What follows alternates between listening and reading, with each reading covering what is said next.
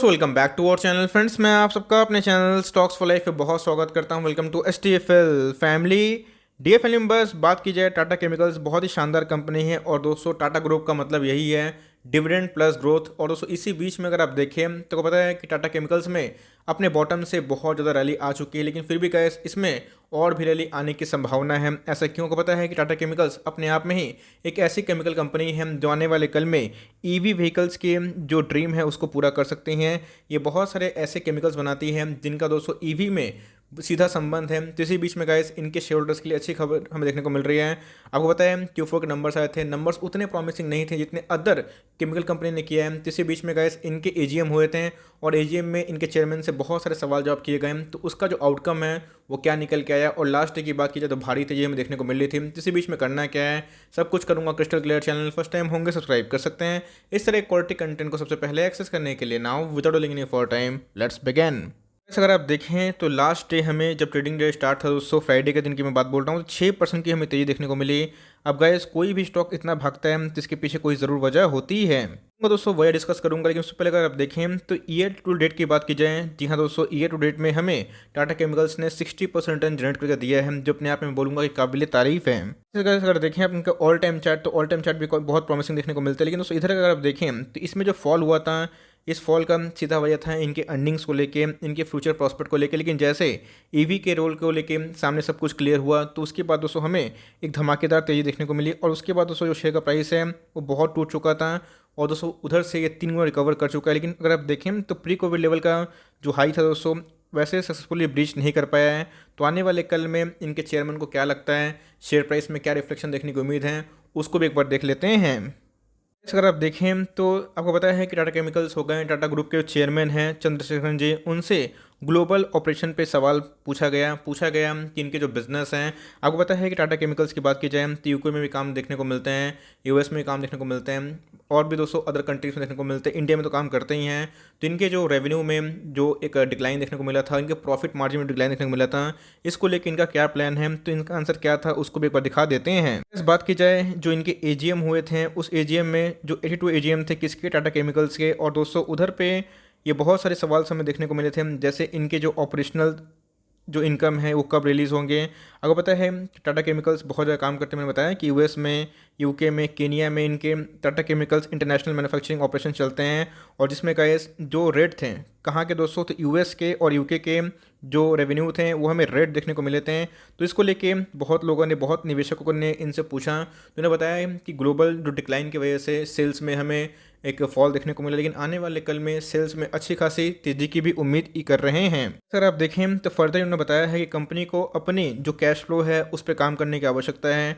Company के ऊपर अगर आप देखें तो ग्रॉस डेट है वो 7,000 करोड़ के आसपास देखने को मिलती है मार्च 31, 2021 तक। मतलब एक डेफली कंपनी नहीं है, स्वाभाविक सी बात है। लेकिन दोस्तों उन्होंने और फर्दर ऐड किया कि जो इनके चेयरमैन हैं उन्होंने बताया कि जो सोडा ऐश हो गए, सोडियम बाइकार्बोनेट हो गए, are going up and it will reach pre pandemic level this will help improving in the margins. सब देख सकते हैं कि इनका मानना यही है कि जो इनके मार्जिन्स में डिक्लाइन देखने को मिले थे, जो इनके प्रॉफिट थोड़े गिरे थे, जो इनके रेवेन्यू थोड़े गिरे थे, ये ग्लोबल सेल ऑफ की वजह से हुआ था। एक डिमांड में ऑफकोर्स राइस नहीं थी, लेकिन जैसे जैसे डिमांड वापस आ रही है तो इनके जो 2 मेन प्रोडक्ट हो गए, सोडा ऐश और सोडियम बाइकार्बोनेट, ये गेम चेंजर बन सकते हैं और जिनकी वजह से इनके जो प्री पेंडेमिक लेवल जो रीच हैं वो आ सकते हैं, और जिनकी वजह से आने वाले कल मार्जिन्स के भी बढ़ोतरी चांसेस आप उम्मीद पकड़ चल सकते हैं। और अगर इन्होंने ये भी कुछ बताया था, Kenyan arm has an ongoing legal issue with the authorities they related to land rentals, there could be a possible continent liability of ₹687 crore but no provisioning has been made for this. The high court has ruled in this company's favour and the matter is currently sub judice the chairman सिंटू। जी हाँ दोस्तों, को पता है Kenyon battle भी चलते हुए देखने को मिल रहा है, इनके इंटरनेशनल जगह से रेवेन्यू आते हैं, इनके ऑपरेशन चलते हैं। तो इधर पे अगर आप देखें तो रेंटल लैंड को लेके झमेला चल रहा है, और जिसकी वजह से इनको आने वाले कल में एक लायबिलिटीज़ दिखनी पड़ सकती है 600 करोड़ के आसपास, 700 करोड़ के आसपास। लेकिन इनको लेके दोस्तों अभी भी इन्होंने प्रोविजनिंग नहीं किया। आगे इन्होंने ये बताया कि on the lithium ion battery venture Chandrasekaran said that Tata chemicals had partner with ISRO to use its cell technology. The pilot has been completed, but the company has not decided whether it needs to get into this. It is still under static evaluation. तो जी हाँ दोस्तों, आने वाले कल में अगर आप evolution देखते हैं तो टाटा केमिकल्स बहुत बड़ा गेम चेंजर बन सकता है, बिकॉज ये स्पेशलिटी कुछ केमिकल्स बनाते हैं जो लिथियम आयन जो सेल्स है उसको लिए काम करता है। बताया है कि 2025 तक जो इनकी स्ट्रेटेजी पार्टनरशिप है, जिनके अकॉर्डिंग टाटा मोटर्स 10 नई इलेक्ट्रिक व्हीकल्स निकालेंगे, और उसके लिए गाइस टाटा मोटर्स को, टाटा ग्रुप को बहुत काम करने की आवश्यकता है ग्राउंड में। आपको पता है कि टाटा पावर भी इसके लिए बहुत ज़्यादा फ्लरिश हो रहा है और मजबूत देखने को मिल रहा है। टाटा पावर में तेज़ी आएगी, तब को पता है टाटा ग्रुप में, टाटा मोटर्स में, टाटा केमिकल भी इसका इम्पैक्ट होगा, क्योंकि आने वाले कल में ईवी के लिए ये सारे बिजनेस एक गेम चेंजर बन सकते हैं। तो फॉर लॉन्ग टर्म कंपनी का जो फ्यूचर प्रॉस्पेक्ट है वो काफ़ी हद तक प्रॉमिसिंग देखने को मिलता है, लेकिन इसी बीच में जो फंडामेंटल है वो उसको सपोर्ट कर रहे हैं या फिर नहीं कर रहे हैं, उसको भी एक बार चेक कर लेते हैं। इस कंपनी की मार्केट की बात की जाए तो एक 20,000 करोड़ के आसपास की मार्केट कैप देखने को मिलती है। रिजर्व सरप्लस की बात की जाए तो जी हाँ दोस्तों, 14,000 करोड़ के आसपास इनके पास सफिशिएंट रिजर्व सरप्लस देखने को मिलता है। कंपनी के आरओई की बात की जाए, आपका एक शेयर आपको बिजनेस को दे रहा है दोस्तों, ये बहुत ही कम देखने को मिल रही है। 1.79 जो 2020 में कितनी थी, 54 के आसपास। और ये दोस्तों बहुत ही क्वेश्चनिंग है, बिकॉज अगर आप दूसरे केमिकल्स के आरओई देखें तो बहुत प्रॉमिसिंग हमें देखने को मिलते हैं। तो इस बीच में टाटा मोटर्स बोला, माफ करिएगा, टाटा केमिकल्स बहुत ही पीछे है। लेकिन दोस्तों अगर आप देखें तो इनके जो फ्यूचर है इसकी वजह से इनके वैल्यूएशन हाई हो रहे हैं।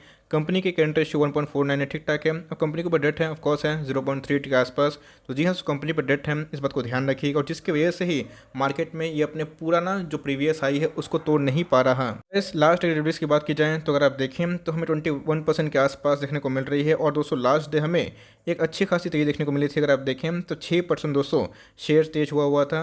8 अप्रैल को इसने अपने ऑल टाइम हाई को टच किया था 833। तो याद रखिएगा, इस कंपनी बुरी नहीं है, इनके जो फ्यूचर जो रोड मैप हैं वो काफ़ी हद तक हमें ब्राइट देखने को मिलते हैं। जैसा कि मैंने बताया कि ईवी के लिए ये जो केमिकल्स बनाती है ये बहुत बड़ा गेम चेंजर बनेगा, और इसका इम्पैक्ट शॉर्ट टर्म में नहीं लॉन्ग टर्म में ज़रूर पड़ेगा। तो अगर आप लिए हुए हैं तो इसको होल्ड एंड कंटिन्यू ही करिएगा, बिकॉज आने वाले कल में ये गेम चेंजर होगा। अदरवाइज अगर आप देखें तो अदर्स केमिकल्स जो है, नवीन फ्लोरीन, दीपक नाइट्रेट, SRF, अतुल, सब ने अपने प्रीवियस हाई को तोड़ के एक नया हाई लगाया। तो इसमें चैलेंजेस हो रहे हैं, लेकिन देखना बनता है कि इनके जो 2 प्रोडक्ट हैं जिनके वजह से एक रेवेन्यू ऐड हो जाएगा, और जिनके प्राइस अगर अप होते हैं तो इनके मार्जिन भी सुधर सकते हैं। तो जिसके लिए गाइस ये आने वाले Q1 और Q2 के लिए प्रिपेयर हो सकते हैं। तो मेरे हिसाब से अगर आप लिए हुए हैं तो फॉर लॉन्ग टर्म इसको होल्ड करें। चाहते हैं तो CMP खराब नहीं है, लेकिन ध्यान रखिएगा अगर आप इनके फंडामेंटल से ओके हैं, इनके फ्यूचर आउटलुक से ओके हैं तो ही निवेश करिएगा, वरना मार्केट में और भी बेटर ऑप्शन है केमिकल्स में जिनके फंडामेंटल्स बहुत ही शानदार हैं। तो भाई कॉम्प्रोमाइज़ करने की कोई आवश्यकता नहीं। लेकिन यस, ये बात तो सच है कि अगर EV का दौर आता है तो गाइस ये इनके लिए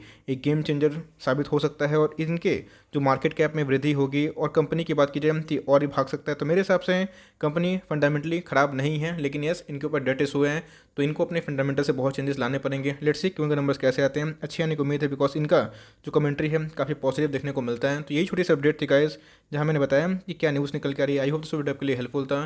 कंटेंट से लगे तो लाइक कर दिएगा, चैनल फर्स्ट टाइम होंगे तो याद से सब्सक्राइब करना भूलिएगा। फर्दर कोई डाउट उसको ड्रॉप कर सकते हैं, और कुछ और रिव्यू चाहिए उसका नाम ड्रॉप करना भूलिएगा। I would love to make a video on your demand guys. मिलते हैं जल्दी ही, तब तक के लिए bye. Thanks for watching friends, God bless you all.